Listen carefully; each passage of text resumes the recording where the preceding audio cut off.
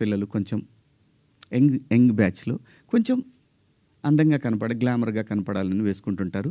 దానికి నెటిజన్స్ నుంచి వచ్చే సజెషన్స్ తోటి వాళ్ళు మార్చుకుంటారు. ఆ అమ్మాయి బయట నుంచి వచ్చిన అమ్మాయి.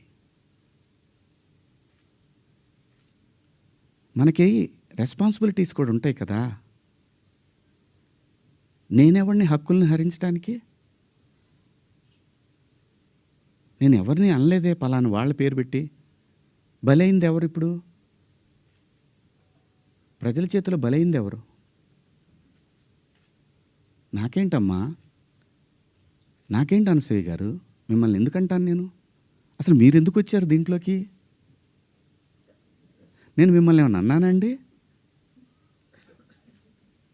నేను అన్నాను, అమ్మా బయట నుంచి వచ్చిన హీరోయిన్లు కానీ మన హీరోయిన్లు, ఎగ్జాక్ట్ వర్డ్స్, హీరోయిన్లు కాస్త ఫంక్షన్లకు వెళ్ళేటప్పుడు కొంచెం మంచి బట్టలు వేసుకొని వెళ్ళడమ్మా, మనకి ఎందుకు ఈ దరిద్రం బయట, వాళ్ళందరూ ఎగబడతారు.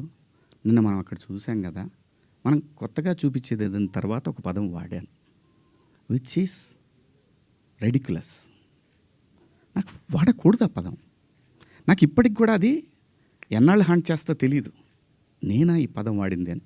ఓకే, నేను మనిషినే, నాకు కర్మలు ఉంటాయి, పొరపాటు జరిగింది.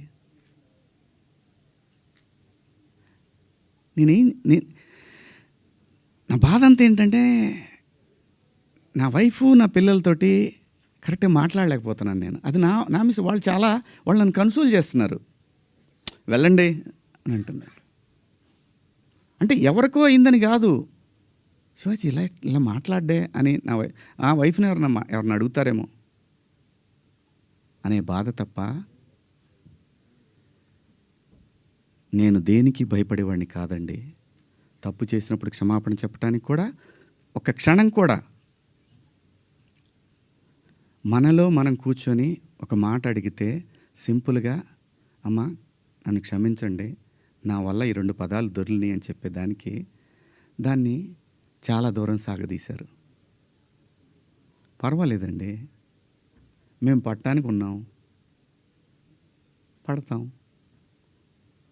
సమాజంలో ఎప్పుడైనా సరే ఇలా జరిగినప్పుడు నేను మాట్లాడతానండి. నేను ఖచ్చితంగా మాట్లాడతానండి. నేను ఏ తండ్రి వదిలేస్తారండి పిల్లల్ని? ఇంకొక పదం, ఒకప్పుడు ఒక జర్నలిస్ట్ మేడం గారు స్వేచ్ఛ మగాడిచ్చాడా అనే అంటే ఇదే డివిజన్ తీసుకురావడం.